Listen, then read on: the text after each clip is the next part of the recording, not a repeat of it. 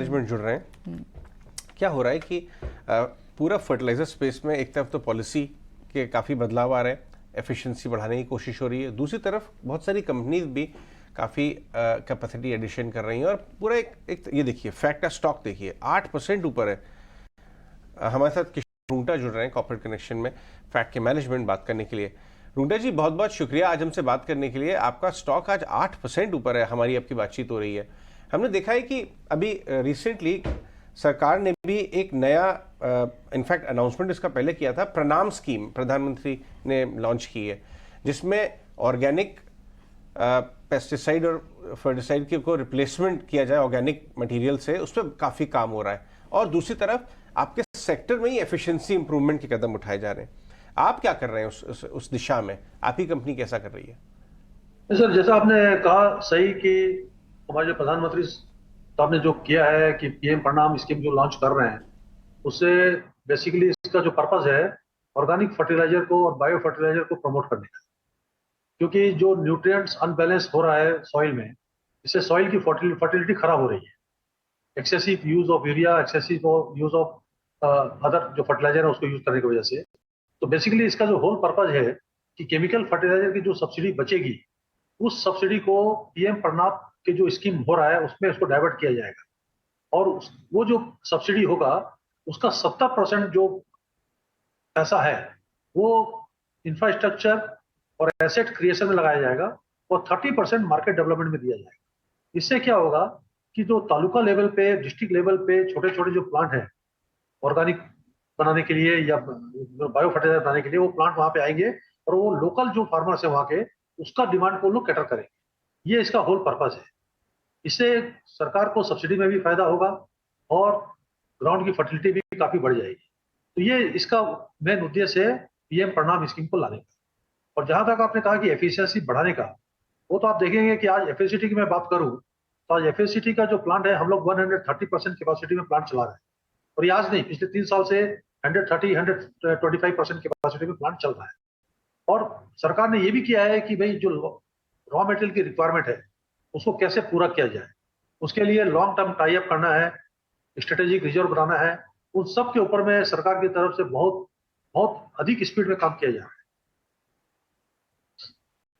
बिल्कुल मिस्टर रूंगटा, लेकिन ये सब्सिडी का कहीं ना कहीं इम्पैक्ट तो होगा। लगभग FY24 में 1.5 लाख करोड़ की सब्सिडी है जिसे नीचे लेकर आना है, तो फाइनेंशियल्स पर इम्पैक्ट हो सकता है क्या आपके भी, या फिर कहीं ना कहीं एक निगेट ये भी हो रहा है क्योंकि नेचुरल गैस प्राइसेस कम है, नीचे हैं वो भी?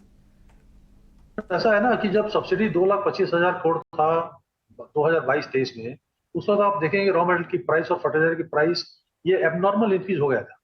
और अभी जो 23-24 का आप जो ट्रेंड देख रहे हैं, हम जो देख रहे हैं, अभी आप देखिए यूरिया का 70% प्राइस कम हो गया, अमोनिया का 70% प्राइस कम हो गया, दूसरे जो भी रॉ मटेरियल है उसमें 40 से 50% के लगभग प्राइस कम हो रहा है।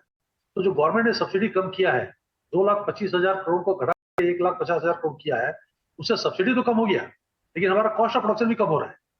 तो हमारा जो बॉटम लाइन है, हमको लग नहीं रहा है कि उसमें कोई इम्पैक्ट आएगा। ये हमारा बॉटम लाइन भी 23-24 का उतना ही अच्छा रहेगा जो 22-23 में।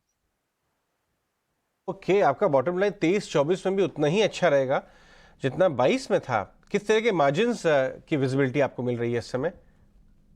देखिए, जो सरकार का है स्कीम है कि आपको 12% तक जो प्रॉफिट आप करते हैं उसको रीजनेबल प्रॉफिट में गिना जाता है। तो हर कंपनी का लक्ष्य यही रहता है कि जो फार्मर्स को फर्टिलाइजर सप्लाई करें उसमें हम लोग एबनॉर्मल प्रॉफिट नहीं करें। और यही हमारा भी, क्योंकि हम पब्लिक सेक्टर है, तो हमारा ये दायित्व बनता है कि हम जो भी माल बेचे वो एक रीजनेबल प्राइस में बेचे और रीजनेबल प्रॉफिट लेके बेचे। तो हम लोग डेफिनेटली 10% से 12% से ऊपर प्रॉफिट मार्जिन में हम काम नहीं करेंगे। ऑलराइट, ठीक है। सो मिस्टर रूंगटा, क्योंकि ये बात आपने हमें समझाई कि आपके वहीं रहेंगे FY20 में, जो जिस तरह के बॉटम लाइन थे वही आपका आगे भी रहेगा, तो यानी आपको इम्पैक्ट तो कम पड़ने वाला है। लेकिन अगर मॉनसून की बात की जाए तो उस पर आप लोगों का क्या प्रोजेक्शन आ रहा है? क्या इंडस्ट्री रिपोर्ट्स माने तो अब भी 50% डेफिसिट की तो बात की जा रही है। हालांकि कल भी एक IMD का व्यू आया कि अब तक जो रेन हुई है वो नॉर्मल से लगभग 53% ऊपर हुई है।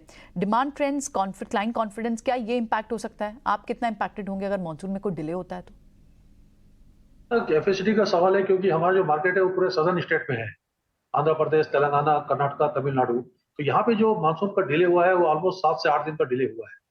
और अभी आप देखेंगे तो केरला में जहाँ मेरी कंपनी है वहाँ ऑलरेडी मानसून चल रहा है। कर्नाटका में जो मानसून 4-5 तारीख को आ जाना चाहिए था वो अभी बढ़ के 17-18 को वहाँ पे मानसून पहुंच जा रहा है। और इंटरमीडिएट रेन हुए हैं, तो इंटरमीडिएट रेन होने से फर्टिलाइजर का जो सप्लाई था वो थोड़ा कम हुआ, लेकिन इतना ज्यादा कम नहीं हुआ कि हमारे को कोई चिंता करने की उसमें कोई बात हो।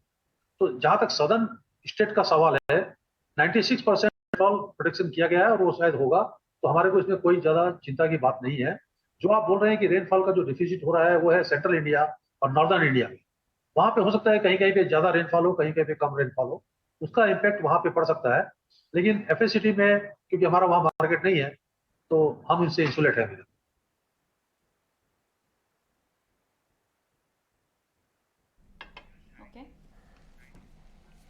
ठीक है, बहुत बहुत शुक्रिया मिस्टर रुंगटा आज समय देने के लिए, ये बात हमसे करने के लिए। और फैक्ट में अच्छी खासी मूव बनी हुई है आज भी।